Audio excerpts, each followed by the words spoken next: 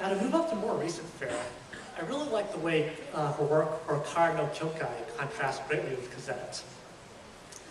Kyoukai no Kyoukai, unlike Cazette, doesn't really have emotion in it so much as a lack of emotion. And this really comes out through her music, which is more ambient than melodically heavy. Kyoukai no Kyoukai, for those of you who haven't seen it, is focused on a girl who's pretty cold and is seemingly uncaring, and a lot of that can probably be attributed to an accident that she suffered earlier in her life. And Kajiura's goal, I think, conveys this sort of emotional void really well. So the next track that I'll be showing you is called In the Garden of Sinners.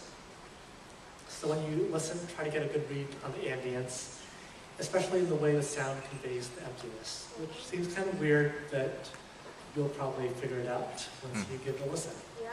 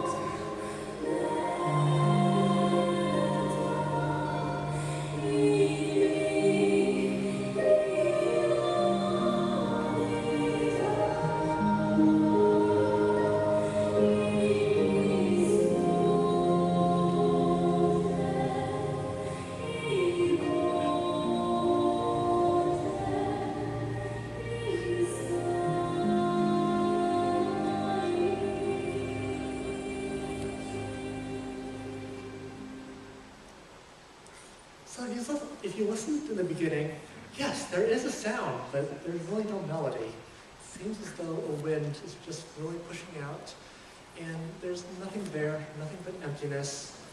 And the way the vocal part comes in, it creates a feeling as though that person is just utterly alone. The delivery is muffled, everything is quiet, everything is calm, but that sorrow definitely hangs throughout. Now, there's also that part where a lot of the other vocalists from Calafina come in to really give a burst of color to the mix. But I also find that that track itself is, that part rather, is weighted by a really deep sense of sorrow.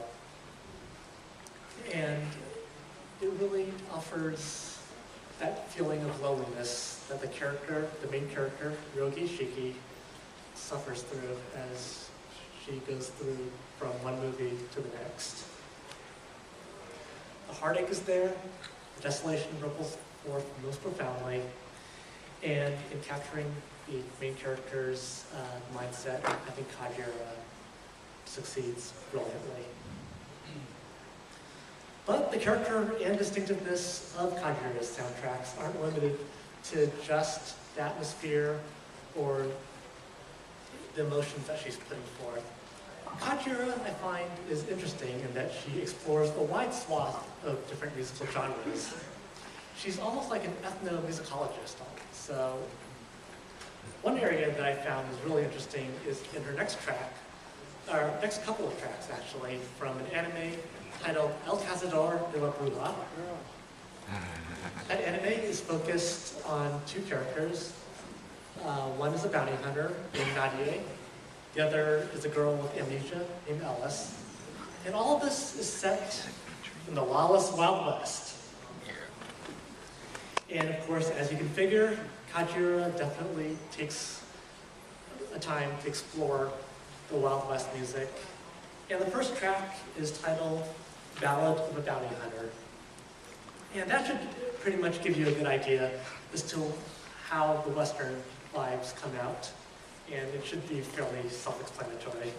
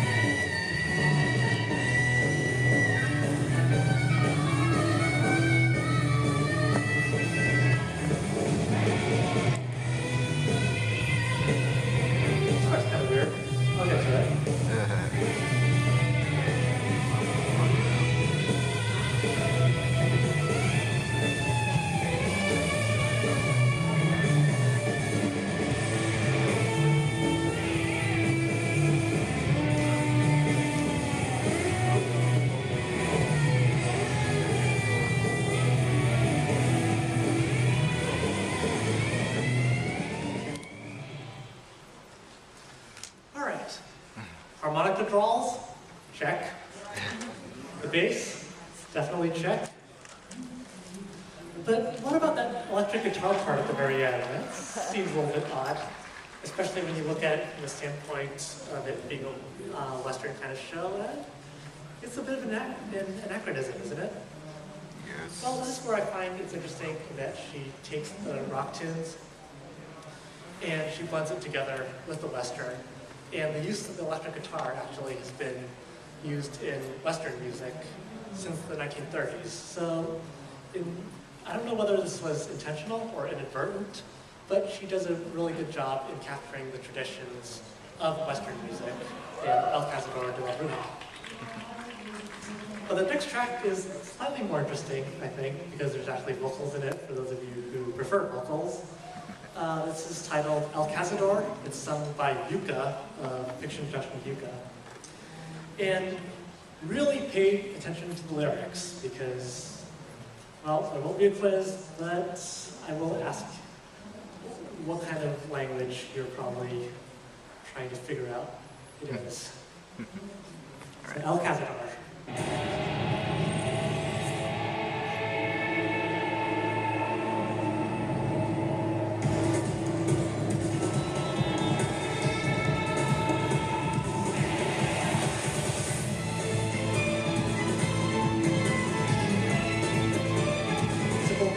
Typical Kajiura action.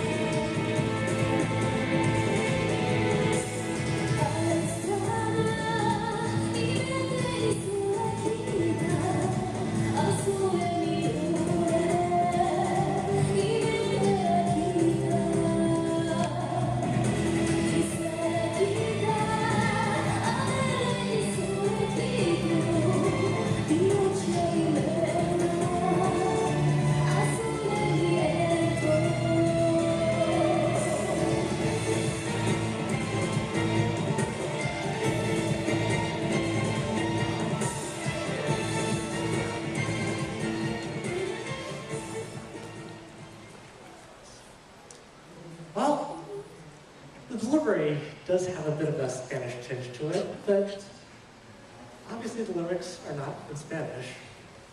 If you listen to the syllables, well, It's not Japanese either. That's because this language doesn't really exist except in the mind of Yuki Kajiura. It's a language called Kajiura, and she's been known to use it once in a while. And I find that it really works in this case because the Spanish inflections work very well within the context of the show. And of course, it also helps that Kajiura doesn't really have to rely on somebody to write the Spanish lyrics. So if you really needed any syllables, you could just come up with it yourself. Very efficient way of handling things.